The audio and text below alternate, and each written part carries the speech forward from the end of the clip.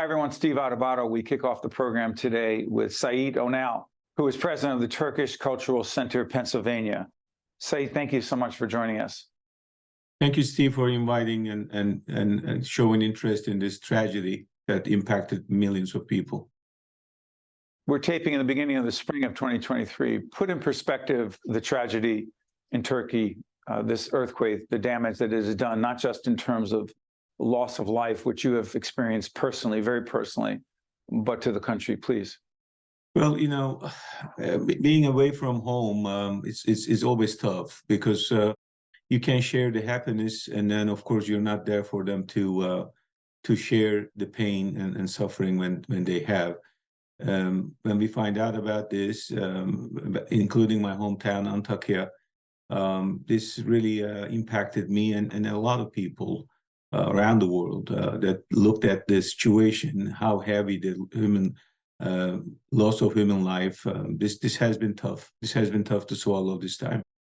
I'm going to put up the website for Embrace Relief. What is that organization, Sait, and why is it so important that there are organizations like this that are helping those who are suffering, struggling, who have lost so many, have lost so much, particularly when it's this issue, this tragedy is not, quote, in the news in the way it was when the earthquake happened? Please.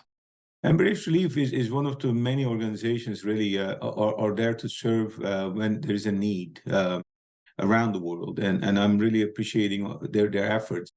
The need is so huge in Turkey with this earthquake. About 11 cities and all the towns around it has been destroyed, some of them destroyed completely. So Embrace Relief has started from day one a relief effort to bring attention and collect donations to help the people in need. As of today, it's almost 45 days after the earthquake. There are still a lot of basic needs are not satisfied in the area. So there are people who are looking for a tent, food, clothes, and other basic necessities, unfortunately, in the area. So Embrace Relief has started this and is making a big impact. I really appreciate what they do, and all other organizations as well. Your personal loss is unimaginable. If I'm not even comfortable asking you this, but I know you share this with our producers, so talk to us. This is really tough to talk. My sister, my brother-in-law and her son passed away in this earthquake. I spoke to her Saturday before, the day before the earthquake. It was just God's gift, I guess, a way that God wanted me to say goodbye to her. She dialed my phone at night when I was asleep. Saturday morning when I saw I missed a call, I called her back. I said, "Is there something wrong? You called me in the middle of the night." And she said, "No, it was just an accident. I must have." And that was my goodbye to her. And I still have a tough time to believe that she's gone. It is difficult for me, but this is what happened, and I miss her a lot. You haven't been able to go back, have you?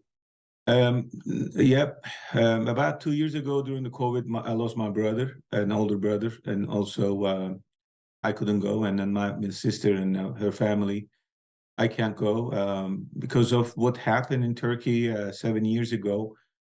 Me and a lot of people like me who are criticizing the Turkish government for their U-turn from democracy and rule of law. Now we are not welcomed in Turkey. So I can't attend their funeral. I can attend to a wedding. I can attend to any occasion or just a visit simply because I miss my country. Help people understand, Sait, the president of Turkey and the kind of leader that Erdogan is, and why what you just described is happening to so many. Well, Turkey has been struggling to establish a real democracy over 100 years now. About 25 years or so ago, these people in charge of country now, last 20 to 23 years, They came with the big claim that they're going to bring democracy and rule of law and human rights and European membership and a better democracy. And many people, including myself, have supported them for this. And they have done some to improve the country's democracy and the league that they belong to. But the corruption, really simply, and poisoning by the power for this, he has started a witch hunt to everyone around him that may be a danger for his future, or make sure that he stays in power. So with that corruption, he didn't want anyone to take him away for this or lose the power, and he started taking everyone in opposition down, and labeling people with one thing or another. And now he is a dictator in Turkey, making sure that no one actually challenges him anymore. But how has he responded? How's the government responded to the earthquake? It was terrible. It was terrible. My sister and family, a lot of people under the rubbles, has waited almost 3 days before anyone showed up from the government.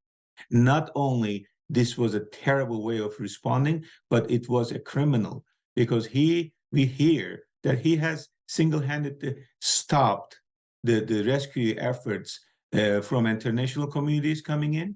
He delayed them to arrive to the area, or the Turkish organizations couldn't get there enough, or they didn't have the tools or what they needed to save people. People died in the cold weather under the rubbles, waiting for someone, screaming and yelling for help.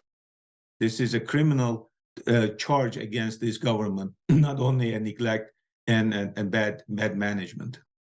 Sait, I want to thank you for joining us. We are very sorry for your loss, a very personal loss, family members, the loss of so many people in Turkey that they've experienced, but also just remind folks, we're based in New Jersey. There's a huge Turkish population in New Jersey. Many of those folks, Sait included, have family there.